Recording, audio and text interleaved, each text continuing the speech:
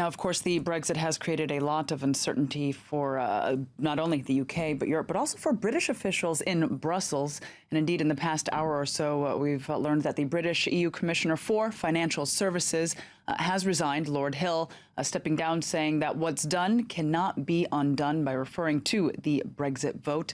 Now, for more on the general situation, I'm joined here in the studio by MEP Constance Le Grip. Thank you very much for coming in and taking the time to speak with us here. Firstly, I'd like to ask you, of course, we've now seen this resignation take place. Do you think we're going to see more demands of this kind? Of course, he was under pressure. The petition had even been signed for Lord Hill to go. Do you think this will continue? Yes, of course. But I think that we should avoid to go too fast. Of course, we should avoid uncertainty, and that's why I'm in favor of a quick step now to have the openness of the negotiations, and I fully support the decision and the statements made by different EU leaders, the President of the European Commission, President of the European Council, and also a Foreign Affairs Minister, in order to have a fast opening of the negotiation. We should now start the procedure, but of course, I think that Lord Hill took the right decision. It's a good decision, and I totally respect the decision. And yeah, some kind of political pressure will be put on other officials. For instance, we have questions about our British colleagues within the European Parliament. We don't want them to resign, of course, but we have some colleagues chairing committees, being vice president of the European Parliament or vice president of some committees within the House. We have British colleagues having reports, being rapporteur. And of course, we're wondering if this can continue, and we don't want them to leave immediately the European Parliament. But of course, we think that they should also think of taking the good decision and be sure that things are coherent. Indeed, I mean, it's quite a delicate balance to take care, because on the one side, because we are in uncharted territory, we don't necessarily know exactly how to move forward, so time is needed to set everything up. But then, Absolutely. As you mentioned there, jobs, work still has to be done.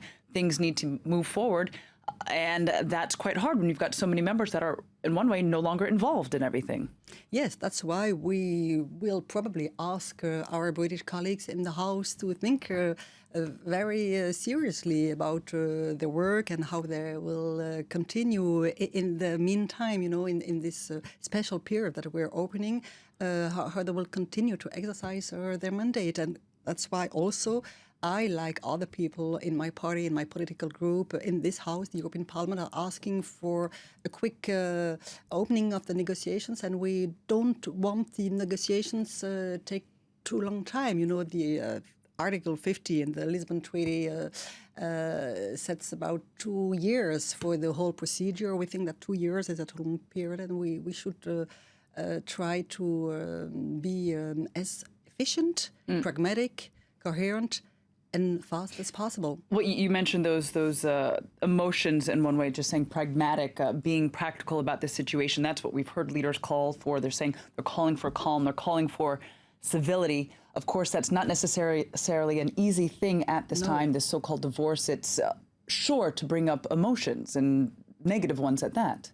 Yes, but we should really avoid negative emotions. Is it possible? Is it possible to do that? Make the British voters feel guilty. You know, we totally respect the vote of the British citizens. We totally respect the sovereignty of the British people. That's democracy. And of course, I personally regret the vote, but I totally respect the vote. That's why I think that all of us should take into consideration this vote and should respect what the British citizens did decide. That's why we should go now fast and avoid uncertainty. But it's not a question of being negative or making the people feel guilty, but things should be clear.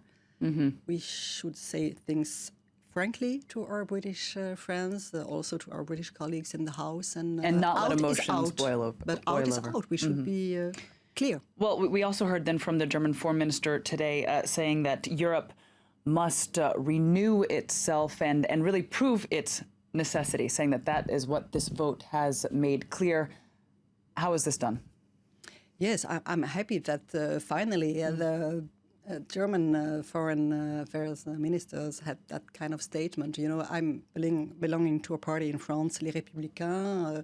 which is asking since years and years a serious reform and a serious renovation, renewal of the whole European project. During the last French presidential campaign, our leader, Nicolas Sarkozy, former president, was asking for a strong and deep reform of the EU institutions, but not only of the institutions, also of the competences, of the way things are working. We knew since years and years, because we also had a referendum in France, more than 10 years ago. We also had a no in a referendum about European affairs, that there is anger, there is disappointment, there are bad feelings about the way things are working in the European Union. And we are asking for many years now for a new renewal. But of course, we can't decide in 1 week which are the projects, but we have to think about the functioning of all European institutions. We have to think about the competences that we should have in common, the European competences. We should think of having maybe a new treaty for a better functioning of the Eurozone, maybe think of changing some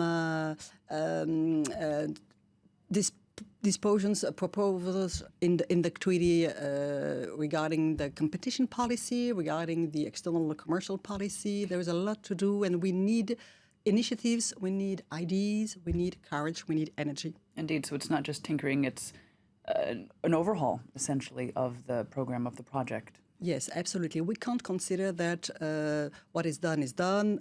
We have to think of having the procedure of the Brexit and then business as usual, and we can continue. We cannot go back to that. No, we cannot continue. And we have lost one of our members. That has to be made very clear.